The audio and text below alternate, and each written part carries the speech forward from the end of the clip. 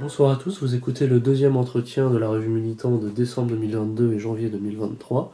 Je suis en présence d'André Landillon, le rédacteur en chef. Bonsoir à vous. Bonsoir Florian. Dans cette seconde vidéo géopolitique, même d'ailleurs pour le coup un peu plus d'actualité nationale, même si c'est étranger, on va parler plus en détail de l'Ukraine. Donc ça va répéter quelques éléments importants Oui. de la vidéo précédente, mais on va entrer plus en détail quand même sur la question Ukraine, Zelensky, son histoire et l'actualité de la guerre. Voilà.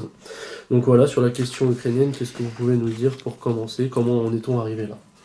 Alors comment on est arrivé là? Bien, j'ai expliqué dans la vidéo précédente que l'Ukraine faisait partie de la Russie, puis après de l'URSS, donc une autre forme de l'Empire russe. Qu'en 1991, on a séparé ce pays de la Russie, mais il faut dire que les frontières qui existaient au sein de l'URSS étaient en gros des frontières administratives. Lorsque l'on a, par exemple, Khrouchtchev a rattaché administrativement la Crimée à l'Ukraine, ça ne posait aucun problème, puisque finalement c'était le même gouvernement qui tenait l'ensemble du pays. Ça ne posait pas de problème. Il faut dire aussi que Staline, qui était commissaire aux nationalités en 1922, s'était ingénié à créer des frontières tellement découpées, tellement biscornues, que finalement aucun des États constituant l'URSS, des 15 républiques fédérées, n'était véritablement homogène ethniquement. Ouais, un peu comme la Troisième République française avec l'Afrique entre autres. Avec l'Afrique, voilà, oui, bon, on a découpé l'Afrique. l'Afrique. L'hostilité aux régions françaises, Voilà, d'ailleurs, aux oui. dialectes et tout ça. Ouais. Voilà. On a eu certains problèmes au 19e. Et ça, c'est encore autre chose. Mais là, par exemple, vous avez surtout l'Asie centrale. L'Asie centrale, vous avez dans la région de Tachkent, dans la région du Fergana, vous avez des découpages, mais véritablement biscornus, véritablement tordus. Bon, on n'a pas les moyens de projeter une carte, mais j'invite ceux qui ont des atlas de regarder la région du Fergana, dans la région du Sirdaria, pour voir un petit peu ce qui se passe. Mais vous avez des ethnies, par exemple les Ouzbeks, les Tadjiks, qui sont mélangés les uns les autres. Dans des États, alors, et vous avez des Ouzbeks qui vont relever des Turkmènes, vous en avez d'autres qui vont relever des Tadjiks, c'est un imbroglio total. Lorsque les États baltes ont été constitués, eh bien, on a mis au sein des États baltes des populations russophones. Si bien qu'aujourd'hui encore, dans les États baltes, vous avez les Lettons ou les Estoniens qui ne représentent que 60-70% de la population. Et vous avez 30% de Russes. Alors là encore, bon, pour l'instant, les choses ne bougent pas, mais vous avez ces 30% de Russes qui, en gros, dans la mesure où ils ne se mettent pas à parler letton ou estonien, sont des citoyens de seconde zone. Alors, combien de temps ce genre de situation va durer? Vous avez en Estonie la ville de Narva, qui est à la frontière, disons, de la Russie et de la République fédérale de Russie et de l'Estonie, qui est une ville à 99% russe. Vous avez donc énormément de problèmes de cet ordre. Vous avez alors encore cette Prusse orientale qui aujourd'hui est la région de Kaliningrad, le Kaliningrad Oblast, l'ancienne Königsberg, qui, autant de l'URSS, ne posait pas problème, parce qu'elle était, finalement, elle faisait partie de l'URSS. Mais aujourd'hui, il pose problème dans la mesure où, pour aller de la Russie à la région de Kaliningrad, donc de Königsberg, la Prusse orientale, il faut traverser la Lituanie, en passant par un couloir, une sorte de couloir de Danzig nouvelle manière qu'on appelle le couloir de Suwałki. Donc, dernièrement, d'ailleurs, il y avait les Lituaniens, enfin, dernièrement, l'été dernier, les Lituaniens qui voulaient couper les relations ferroviaires empêcher en gros les trains russes de Russie d'aller dans l'oblast de Kaliningrad. Ça va que les dirigeants russes sont des gens posés et réfléchis, mais ça aurait pu très vite dégénérer en grosse bagarre. Donc, vous avez la même chose en Ukraine. Vous avez la même chose en Ukraine. L'Ukraine est un composé de différentes populations. Là, j'ai justement mis de côté, alors je ne sais pas si ça peut se voir à la caméra, mais pour donner une idée des différences de parler linguistique. Alors, je ne sais pas si ça se voit bien à la caméra. Là, c'est l'Ukraine. Je mettrai une capture. Voilà. Là, c'est l'Ukraine. Et là, vous avez tout ce qui est en rose. Ce sont les régions où le parler russe est majoritaire. Ce qui est en vert clair, ce sont les régions où l'on parle un dialecte russe, enfin le petit russien. Et toutes les régions en jaune qui sont à l'ouest sont les régions qui sont galiciennes, qui elles sont ruthènes, moi, que j'appelle ruthènes, et qui n'ont rien de russe, mais qui ont un parler véritablement ukrainien. Donc vous avez ces trois parties. Et lorsque l'URSS a été constituée, eh bien, on a mis de briques et de broc toutes ces populations, sachant que l'URSS enseignait à la fois le russe, mais aussi l'ukrainien. Parce que l'URSS était un État fédéral. Et en dépit du régime politique dictatorial, qui n'était... il y a les goulags, toutes ces choses-là, il ne s'agit pas d'amoindrir le régime dictatorial qu'il y avait en Russie, mais d'un autre côté, il permettait aux populations locales de conserver leur langue et de les développer. C'est un peu le paradoxe d'un côté une poigne de fer, et puis de l'autre côté, on laissait aux populations leur liberté. Bon. Leur liberté de langue. Comme c'est connu un peu en Europe centrale, avec le Saint-Empire aussi qui était très fédéral. Et donc, effectivement, vous avez donc un pays, aujourd'hui, on nous parle de nation ukrainienne. Alors qu'il y a Galicie, Petite Russie, Nouvelle Russie. Voilà, oui, Galicie, Nouvelle Russie, Petite Russie. Alors, si on doit parler de nation ukrainienne, déjà, il faut se demander si c'est pas la Petite Russie, déjà, autour de Kiev. Ou, alors, est-ce que l'Ukraine, ce n'est pas la Galicie et la Volhynie, c'est-à-dire ces anciennes régions austro-hongroises, enfin polonaises puis austro-hongroises, redevenues polonaises dans l'entre-deux-guerres, et qui, elles, n'ont jamais été russes, et qui, à bon droit, n'ont jamais accepté la politique de russification menée par Staline depuis 1945. Donc, vous avez, lorsque l'URSS a éclaté, enfin, ou s'est dissoute, on a transformé les frontières administratives internes à l'URSS en frontières internationales, sans les réviser. Vous avez d'ailleurs le même problème, là je peux le dire, au Kazakhstan. Le Kazakhstan, en Asie centrale, est un pays où vous avez toute la partie nord qui est peuplée de Russes. Si jamais d'aventure il y a des problèmes avec le gouvernement d'Astana, eh bien, vous risquez d'avoir une sécession dans tout le nord du Kazakhstan qui est russe. Avec des villes, vous avez des villes comme Semipalatinsk, bon, et c'est pas un nom kazakh. Hein. Mais donc toutes ces régions-là. Donc il faut bien comprendre, que déjà la première question qui se pose pour résoudre le problème ukrainien, c'est de réunir une conférence à travers l'Europe, dans toute l'Europe, pour redéfinir les frontières, établir la défense des différents peuples, etc. Par exemple, vous avez ce qu'on appelle la Transcarpathie, aujourd'hui en Ukraine, mais qui est la Ruthénie subcarpatique, qui a été austro-hongroise et surtout hongroise, qui est peuplée d'une minorité hongroise assez importante. Bien, ces gens-là, ils ont plus vocation à redevenir hongrois plutôt qu'à dépendre d'un régime slave. Vous avez même dans la région de Vinitsa, près de la frontière moldave, vous avez des minorités roumaines qui dépendent, sont plus roumaines qu'autre chose. Ouais, de toute façon, ils ne changeront pas. Voilà.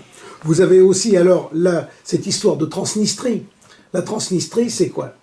C'est tout simplement une partie de la Moldavie qui était République soviétique, la Moldavie qui comportait des populations moldaves, c'est-à-dire roumanophones, et sur la rive gauche du Dniestre, des populations russophones. Lorsque l'URSS a éclaté, eh bien, les populations russophones de la région de Tiraspol, c'est-à-dire sur la rive gauche du Dniestre, pas confondre avec le Dniepr, eh bien, on fait sécession. Et aujourd'hui, vous avez la République de Transnistrie, qui est séparée de la Moldavie, qui n'est pas reconnue internationalement, sauf par Moscou, mais qui montre effectivement ce problème de linguistique, ce problème d'appartenance. Vous ne pouvez pas demander à ces gens-là qui sont russophones de devenir moldaves, c'est pas possible. C'est pas possible. Donc la sagesse voudrait qu'il y ait déjà une conférence internationale. Nous autres nationalistes sommes pour le respect des nationalités et des peuples. Et nous, ce que nous proposons, c'est une conférence internationale qui permette de résoudre ces problèmes-là. Bon. Et évidemment, dans le contexte actuel, c'est parler dans le désert, c'est parler dans le vide. Bien sûr. Alors, lorsqu'en 2014, le gouvernement, tenu par les forces galiciennes, anti-russes et russophobes, ont fait interdire la langue russe comme langue administrative, évidemment, il ne faut pas s'étonner que les régions du Donbass, c'est-à-dire les régions les plus à l'est, notamment de Lugansk et de Donetsk, se sont révoltées, ont fait sécession. Voilà. Et à partir de là, vous avez un conflit larvé qui, depuis 2014, dure dans ces régions-là, qui aurait pu être résolu par les accords de Minsk, qui étaient garantis par la Russie, par l'Allemagne, par les États-Unis, par la France. L'Union européenne. Oui, qui étaient garantis et qui permettait, on pourrait dire, une sorte de fédéralisation de l'Ukraine, qui aurait donné son autonomie à ces régions-là. Et bon, le conflit, à mon avis, aurait pu s'apaiser si les accords avaient été appliqués honnêtement.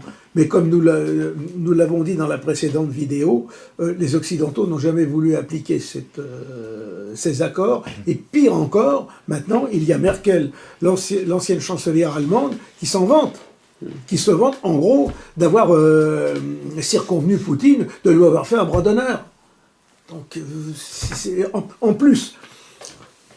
Ce qui est assez incroyable pour ces dirigeants occidentaux, c'est qu'ils ne savent même pas garder les formes, garder un aspect extérieur, disons, qui tienne, même si les Russes le savent, ou l'ont compris, mais il n'y a aucune tenue. Il n'y a aucune tenue. C'est contraire à tous les usages diplomatiques de base. Alors, la diplomatie, qu'est-ce que c'est? C'est tout simplement mettre des formes pour essayer d'arrondir les angles et de régler des différends autrement que par la guerre. Ils n'ont plus le niveau des lettres de Louis XIV, après. Et non. C'est un peu plus, Et non. Alors que ce soit les Russes, que ce soit les Turcs, que ce soit les Iraniens et les Chinois, ont conservé ces usages de la diplomatie. On peut discuter, on peut mettre les cartes sur la table, même si on n'arrivera pas à être d'accord, on arrivera toujours à arriver plus ou moins à un compromis, sauf cas exceptionnel ou au cas où on arrive à la guerre, mais on arrivera toujours à trouver un compromis un compromis qui permettra au moins de tempérer, de comprendre les points de vue des uns des autres et de s'ajuster, étant donné que 9 fois sur 10, il vaut mieux un mauvais arrangement qu'une bonne guerre. Quitte à ce que les choses repartent plusieurs siècles plus tard. Enfin, je veux dire, mais dans la situation présente, l'Europe, que ce soit l'Occident européen et la Russie, personne, le monde blanc, n'a intérêt à continuer à s'affaiblir et à faire une guerre. On n'en a absolument pas besoin. On a déjà eu 8 millions de morts au moment de la guerre de 14-18. On en a eu une trentaine au moment de la Seconde Guerre mondiale. Regardez aujourd'hui, même s'il y a eu un baby-boom après la guerre, nos peuples sont fatigués, nos peuples sont exsangues, nos peuples sont vidés en grande partie de leur sève. Mmh. Et pour se reconstituer, pour se régénérer, il n'y a vraiment pas besoin d'un coup de grâce comme on est en train de le préparer actuellement. Comme le porter, oui. Donc l'Europe ne veut pas la paix, y compris les héritiers de Banderas sur place, quoi. Non, Bandera. les héritiers... Alors, les héritiers de Bandera, lorsque l'on parle des nationaux-socialistes, que c'était des nazis et autres, je répète, pour moi, un national-socialiste, c'est pas un nazi. Nazi, c'est un terme qui déforme la doctrine nationale-socialiste. C'est un terme péjoratif. Mais dans le cas des bandéristes, ça s'applique peut-être. En ce sens que ces gens-là ont toujours été des nationalistes galiciens. Je ne leur retire pas le fait de vouloir rester galiciens. Et du temps où ils étaient polonais, je comprends très bien leurs arguments de vouloir une autonomie, de vouloir exister en n'étant pas des Polonais. Ils ont une autre langue, une autre façon de faire que les Polonais. Ils ont été trop longtemps sous la domination de nobles polonais et je comprends parfaitement qu'ils ne veulent pas. Mais, de là à continuer à utiliser des méthodes terroristes comme celles qu'ils ont mises en place dans les années 20 et continuer à les appliquer aujourd'hui, est quelque chose qui est inacceptable et qui est inadmissible. Dans les années 20, les bandéristes, enfin les nationalistes galiciens, ont multiplié les attentats. À l'époque, c'était pas Bandera, c'était plutôt un prédécesseur, c'était Konovalets. Mais peu importe. Ils ont multiplié les attentats. Ils ont assassiné plusieurs ministres polonais. Le maréchal Piłsudski, qui était le chef de l'État polonais, a réchappé à un attentat de la part des nationalistes galiciens. Et aujourd'hui, ils continuent les mêmes méthodes.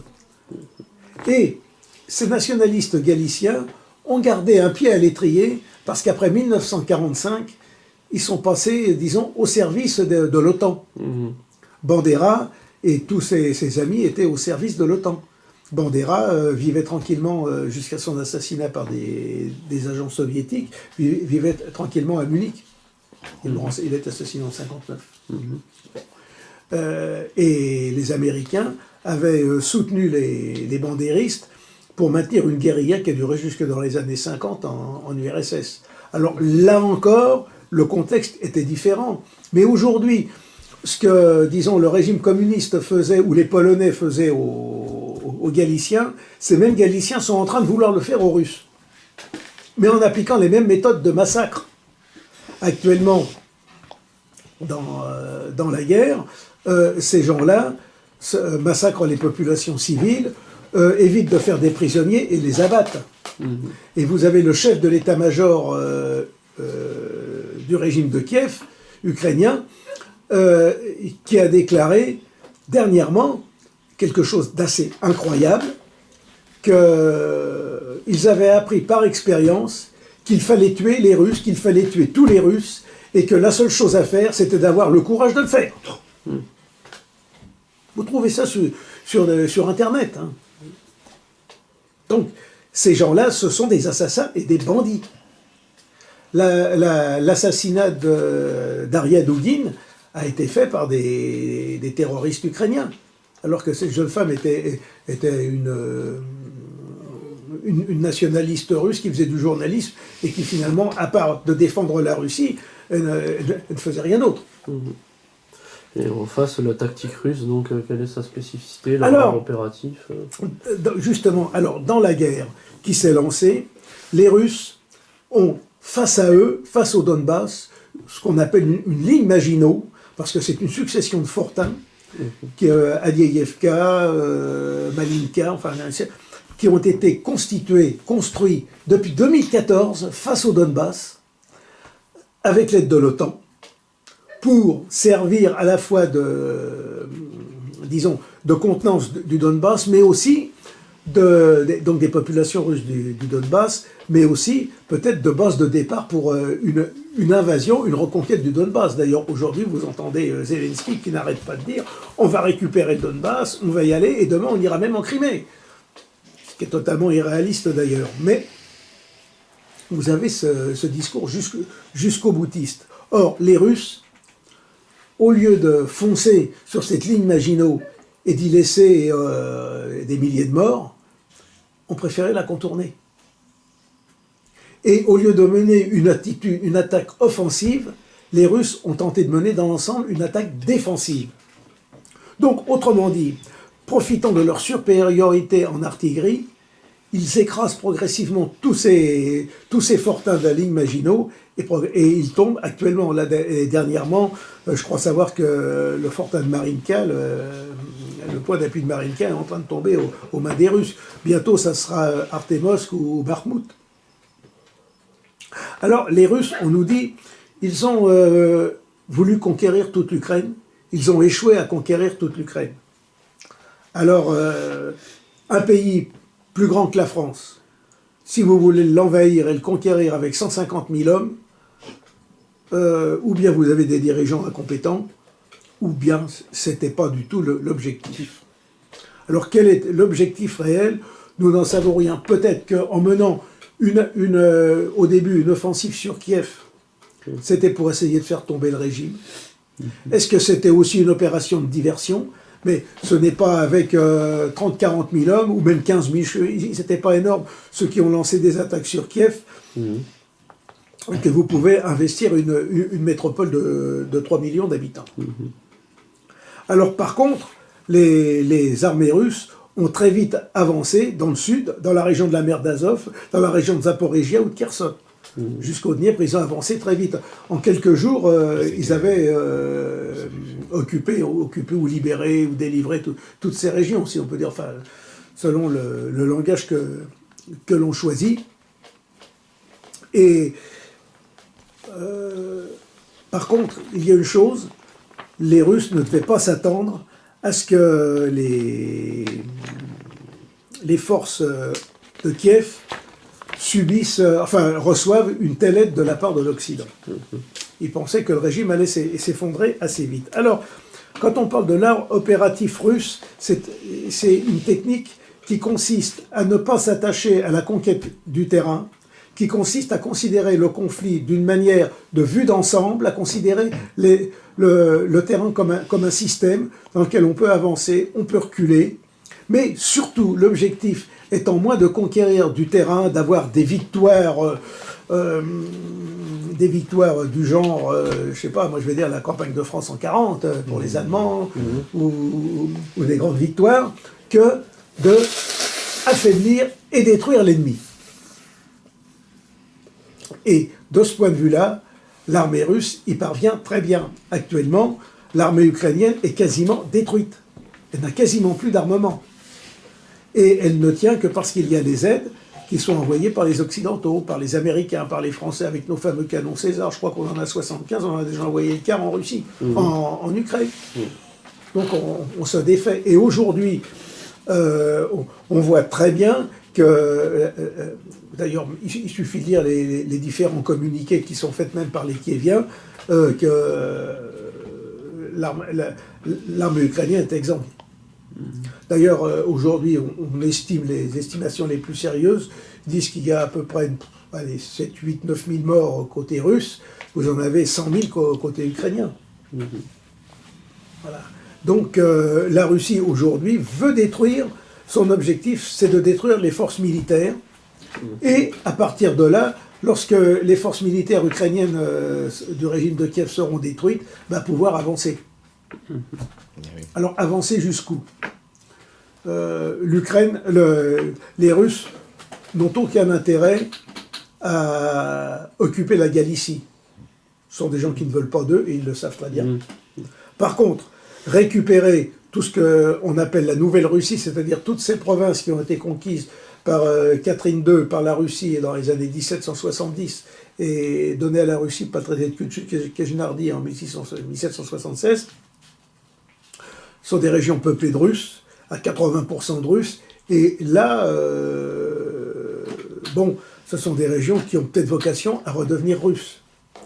Et la Russie, à l'origine, avait simplement des objectifs de sécuriser le Donbass, de sécuriser ces régions-là. Mais à partir du mois d'avril 2022, voyant la résistance et le refus de discuter de Zelensky et de l'Ukraine, ont affiché des objectifs beaucoup plus importants. Quels sont ces objectifs de la Russie? Les objectifs de la Russie, c'est tout simplement de retirer le pistolet que l'OTAN leur met sur la tempe.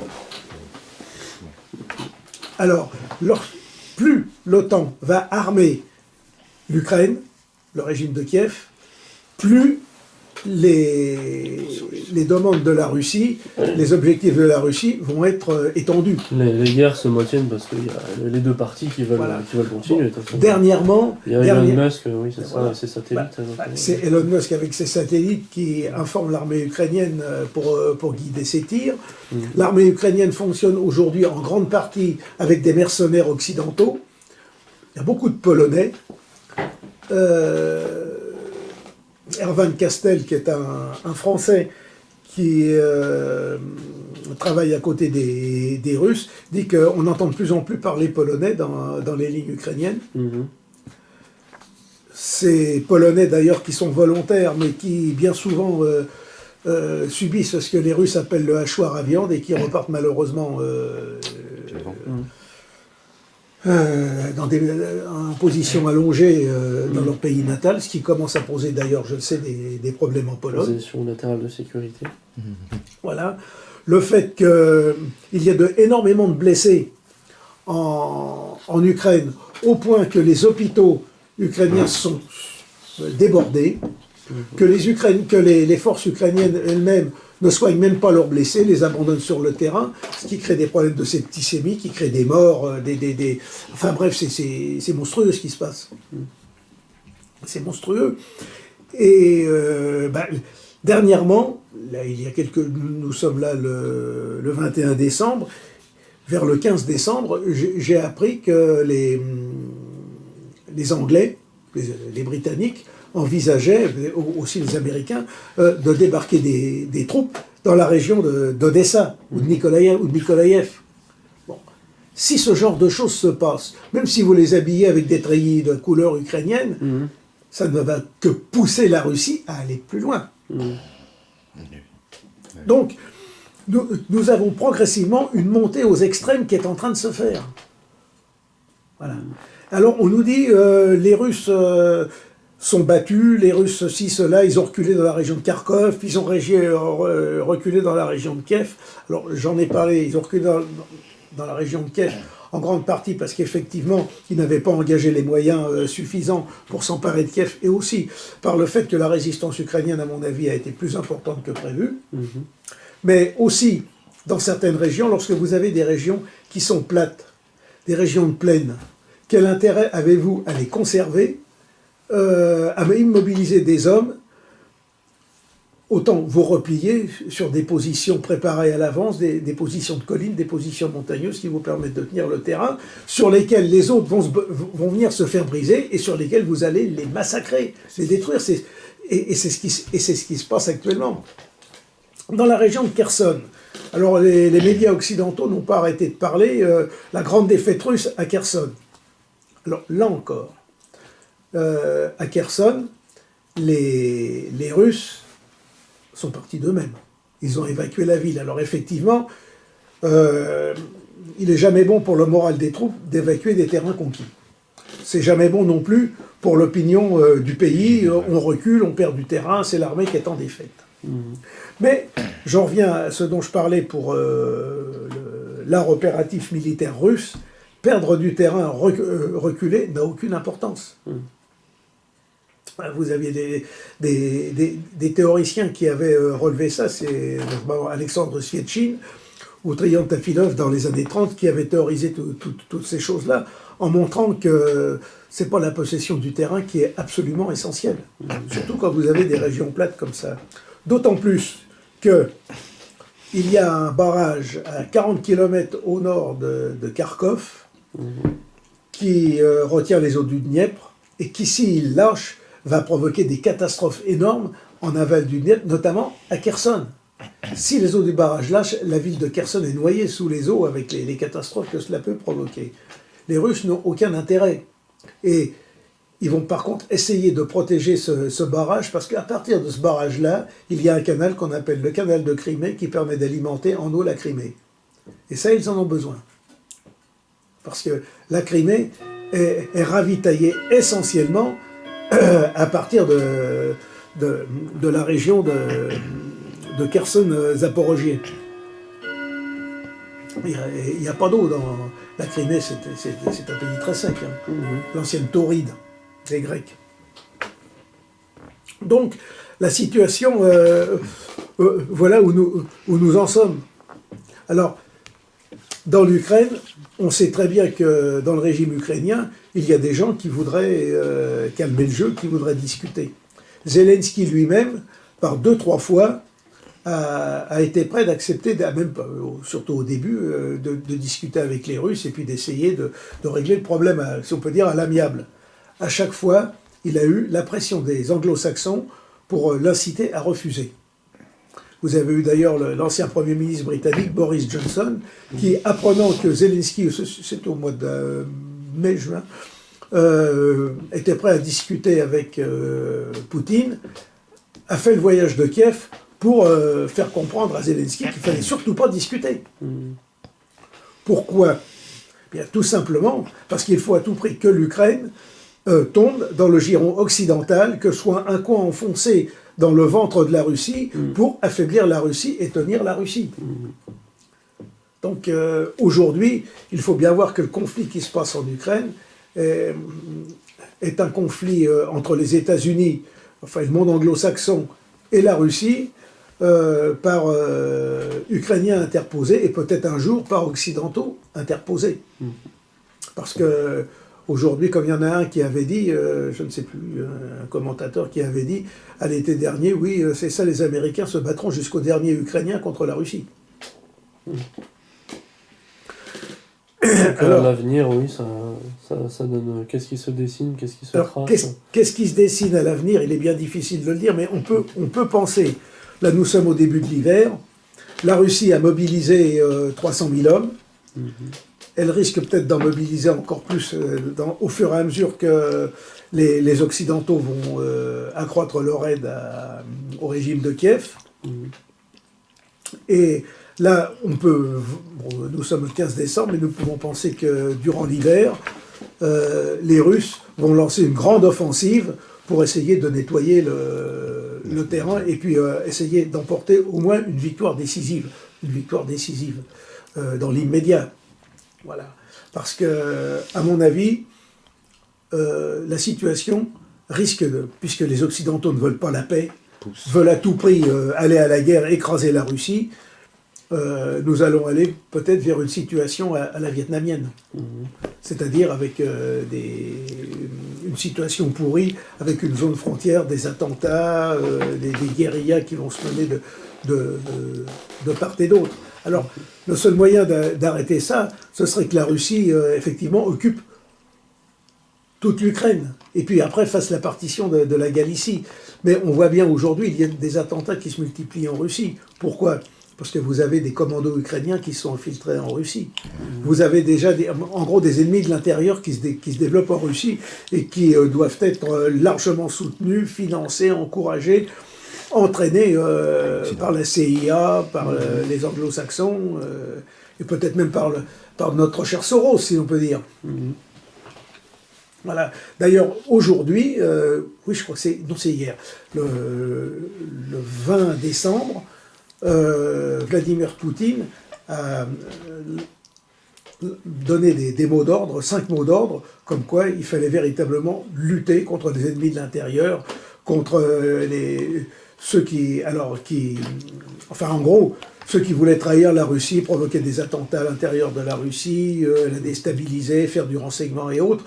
Alors évidemment, on va nous dire une chose, ça y est, la Russie devient une dictature. Mais à partir du moment où vous avez un ennemi de l'intérieur, qui est en train de vouloir vous déstabiliser, qui veut vous détruire, que se passe-t-il? Eh bien, vous réagissez, vous prenez les mesures en rapport. Il n'y a rien que de très normal dans l'affaire. Et plus la tension va se tendre, plus vous allez avoir une lutte contre les ennemis de l'intérieur en Russie. Et ce ne sont pas les dirigeants que nous avons en France qui vont pouvoir donner des leçons à la Russie lorsque l'on voit la répression qui tombe sur tous ceux qui s'opposent, disons, aux criminels qui nous dirigent. Vous avez vu la répression des Gilets jaunes, vous avez vu comment ça s'est passé. Vous voyez aujourd'hui les médias, hein, pour peu que vous critiquiez un peu trop le régime, vous avez les réseaux sociaux, on vous les supprime. Le France-Maroc aussi, c'était quelque chose, ça, contre l'ultra-droite. Contre pendant que les halogènes pouvaient faire des émeutes tranquillement. Et voilà, de l'autre côté, non. De l'autre côté, non. Mais oui, les halogènes peuvent tout casser. On sera très gentil avec eux. Mais dès que vous avez, ne serait-ce qu'un Français qui va dire la France aux Français, vous allez avoir des mercenaires du régime qui vont être prêts à lui taper dessus ou même à faire pire. À l'enfermer. À l'enfermer ou à le faire passer pour... voilà. Bon, vous avez le capitaine Juvin Brunet, bon, lui qui aujourd'hui est en prison, qui est écroué. Alors bon, il a voulu créer une monnaie indépendante, une monnaie parallèle. Un franc, oui. Mais je pense que vous en avez d'autres qui font des... Daillé, oui, c'est toujours d'actualité, Renoir, évidemment. Vincent Renoir, mais lui, il est en Angleterre, enfin en Écosse actuellement. Mais on pourchasse tous les gens de cette vindicte. Vous avez les nationaux. Dès que vous voulez parler que la France est un pays blanc, catholique, et qu'il doit le rester ou leur devenir, aussitôt vous êtes considéré comme un ennemi, comme quelqu'un qui appelle à la haine, c'est une répression féroce. Vous avez même l'ancien préfet de police l'allemand qui a dit « Un jour, le gouvernement devra tirer sur le peuple ». Pour quelle raison? Tout simplement pour maintenir en place l'oligarchie anti-française, anti-nationale, qui est en train de nous détruire aujourd'hui. Hein. Il faut bien... Voilà. Donc oui, voilà, vous disiez, l'UE joue inconsidérablement les va-t-en-guerre. Oui, d'un bout à l'autre. Alors l'avenir, le voilà, à mon avis, c'est le maintien d'une situation pourrie. D'une situation pourrie, mais à force... larvé un peu. Bien larvé, mais à terme, ce genre de situation finit toujours par dégénérer dans des conflits plus importants, ou alors, même chez nous, par des crises, par des effondrements. On ne peut pas dire que le fait qu'il y ait un renchérissement énorme du coût de l'énergie ne va pas être sans conséquence sur nos activités économiques. En général, l'industrie occidentale, européenne occidentale, notamment allemande, fonctionnait bien parce que l'énergie était relativement peu chère. Lorsque vous avez une énergie qui monte à des tarifs astronomiques, à partir de ce moment-là, eh bien, vous remettez en cause votre modèle économique. Si vous le remettez en cause, vous créez du chômage, vous créez des crises. Pourquoi dernièrement le chancelier allemand est allé à Pékin? Tout simplement pour essayer de sauver son économie. Mais actuellement, même les Américains, les industries allemandes parlent de s'exiler aux États-Unis. C'est certes pas béni pour les Américains, qui en gros n'ont jamais rien inventé, mais ont toujours exploité les inventions des autres en faisant venir des ingénieurs européens. Sur toute cette région-là. Mais nous, je vois la situation se dégrader jusqu'à ce qu'il y ait quelques secousses qui peuvent... Jusqu'à ce qu'il y ait des secousses qui se produisent. Voilà. Alors, nécessairement, la gabegie que nous avons depuis un demi-siècle ne prévaudra pas sur 2000 ans d'histoire, à un moment ou un autre, mais dans quel état de ruine arriverons-nous? Voilà. Voilà. Et après, quel malheur sur les personnes et sur les gens. Voilà. C'est à mon avis ce qu'il faut dire sur la situation actuelle. Et là-dedans, il y a un pays qui tire son épingle du jeu. C'est la Turquie. C'est la Turquie. Vous avez en Turquie peut-être le plus grand chef d'État qui existe, disons, au sein de l'OTAN, puisque la Turquie fait partie de l'OTAN, qui tire son épingle du jeu.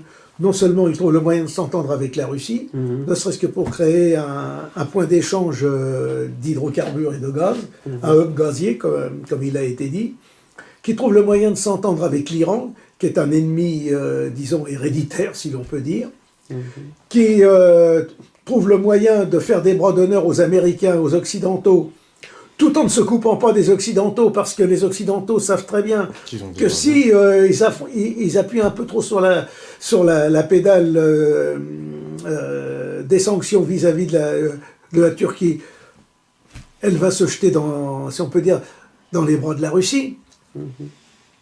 La Turquie tire son épingle du jeu d'une manière extraordinaire. Et elle continue à développer tous ses réseaux en Europe occidentale. Ce sont des choses... La question ukrainienne va donc beaucoup plus loin. Et Erdogan se paye le luxe, non seulement de serrer la main à Poutine, mais d'envoyer des drones militaires à l'Ukraine. Parce que Erdogan n'a pas oublié que toute la côte ukrainienne de la mer Noire a été un temps ottomane. On y revient toujours, oui. On y revient toujours. Historique. On y revient toujours. Et dans le conflit actuel, on voit très bien qu'on est en train d'essayer, les Occidentaux sont en train de tester la Russie. Voyant qu'ils ne parviennent pas à la détruire comme ils l'espéraient stupidement en Ukraine, ils sont en train d'allumer des foyers ailleurs. Alors, les foyers, vous avez la Serbie. Regardez ce qui se passe au Kosovo. Au Kosovo, vous avez les Albanais qui sont en train progressivement de faire dernièrement un coup d'État, en quelque sorte, en chassant les députés serbes au Parlement du Kosovo. Ils veulent les... Et dans ce cas-là, la Serbie est isolée, sauf si la Russie intervient, elle a un allié russe. La Russie, elle ne peut pas rester longtemps indifférente à la question de la Serbie, parce que c'est son prestige qui est en jeu. Vous avez dans le Caucase, vous avez la même chose dans le Caucase. Dans le Caucase avec la question de l'Arménie. Alors, l'Arménie aujourd'hui est quasiment abandonnée de tout le monde. Les Russes, ce sont eux qui sont en quelque sorte les casques bleus dans le conflit entre les Azéris, qui sont des Turcs, et les Arméniens. Pour l'instant, les Russes ne bougent pas trop parce qu'effectivement, il faut qu'ils ménagent, si on peut dire, l'allié azéri, azerbaïdjanais, si on peut dire, et éviter que les Arméniens se fassent écraser. Et ils ne peuvent pas non plus trop distraire leurs forces pour créer un foyer supplémentaire. Or là, dernièrement, les Occidentaux, alors là, les Anglais ont bien compris la chose, ils sont prêts à faire un pont aérien pour alimenter le Karabakh qui est cette région arménienne, intégrée par Staline à l'Azerbaïdjan, les fameux problèmes de frontières dont je parlais, on les retrouve là, et qui, un temps, de 91 à 2021, a été rattaché totalement à l'Arménie, enfin, territorialement, parce que politiquement, les deux entités étaient séparées, entre le Karabakh, l'Artsakh et l'Arménie, et qui, depuis la guerre de 40 jours de 2021, est de nouveau séparé de l'Arménie. Vous avez un couloir, le couloir de la Chine, qui permet, qui est une sorte de cordon ombilical entre l'Arménie et le Haut-Karabakh, la région de Stepanakert. Et là, il y a des soi-disant écologistes azéris qui bloquent la route pour des questions de défense de l'environnement, enfin des trucs futiles. Et la Russie hésite à faire débloquer la route, et voilà les Anglais qui disent maintenant, nous allons faire un pont aérien pour alimenter l'Artsakh. La question est très grave. Si les Russes laissent faire les Anglais, d'une part, ils permettent aux Anglais de reprendre pied dans la région du Caucase, où géopolitiquement les Russes n'ont aucune envie, n'ont aucun intérêt à aller voir, et c'est le prestige russe dans la région qui en prend un coup. Alors comment vont réagir les Russes? Vous voyez, vous avez différents tests. Peut-être qu'un jour, vous allez avoir aussi, vont se réveiller les problèmes entre la Russie et le Japon, avec les îles Kouriles. Vous voyez, le conflit en Ukraine est en train de métastaser à travers le monde. Nous avions parlé des problèmes de l'Afrique, de la Russie qui s'étend en Afrique et ailleurs, mais là, aujourd'hui, elle a des problèmes à ses frontières qu'il va falloir qu'elle résolve d'une manière ou d'une autre. Et elle ne pourra pas rester indéfiniment l'arme au pied. D'autant plus qu'en Russie, si en Russie, Vladimir Poutine, disons, n'est pas considéré comme assez réactif par certains, vous pouvez avoir des gens qui viendront au pouvoir, qui ne seront pas, disons, beaucoup plus conciliants comme certains le disent, mais beaucoup plus durs, beaucoup plus fermes dans le conflit, et ça va monter d'un cran. Lavrov le dit. Comment ? Lavrov dit. Mais Lavrov le dit. Lavrov le dit parce que Poutine est quelqu'un, si on peut dire, de très modéré, qui a longtemps été pro-occidental, qui n'a cessé de faire des ouvertures à l'Occident, qui a même un temps, dans les années 2002-2003, proposé d'adhérer à l'OTAN, qui a proposé de créer une grande communauté européenne dans laquelle la Russie serait incluse. À chaque fois, on l'a envoyé blackbouler. Donc, on voit bien, depuis 1991, au lieu de chercher la paix à travers l'Europe, les Occidentaux ont cherché à vouloir écraser la Russie, à maintenir un conflit, donc à travailler contre la civilisation européenne et la civilisation blanche. Mais, comme nous le disions, est-ce que les dirigeants occidentaux sont-ils encore européens? Non, ce sont les ennemis de notre civilisation. Ils ne sont plus chrétiens, ils sont contre l'ordre naturel, contre la morale naturelle. S'ils se disent chrétiens, c'est du christianisme perverti, au point que l'on peut voir aujourd'hui dans l'Ukraine actuelle, on a créé une église orthodoxe ukrainienne, séparée de l'église orthodoxe qui dépend du patriarcat de Moscou, et qui reconnaît les unions homosexuelles. Voilà, vous avez des églises fantoches qui existent comme ça.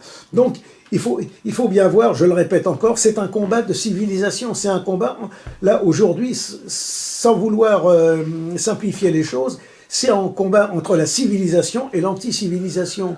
En gros, entre le bien, si l'on peut dire, et le mal. Le mal qui, maintenant, est incarné par l'Occident. Et cela, il faut que les gens le prennent en tête. Nos États, nos peuples en Europe occidentale ne se sauveront qu'en se débarrassant des cliques oligarchiques qui sont en train de les détruire actuellement. Voilà. Clairement, dans leur fondement. Donc voilà pour le tour sur l'Ukraine. Comme à notre habitude, nous allons recommander la lecture de la revue elle-même en fin de vidéo. Oui.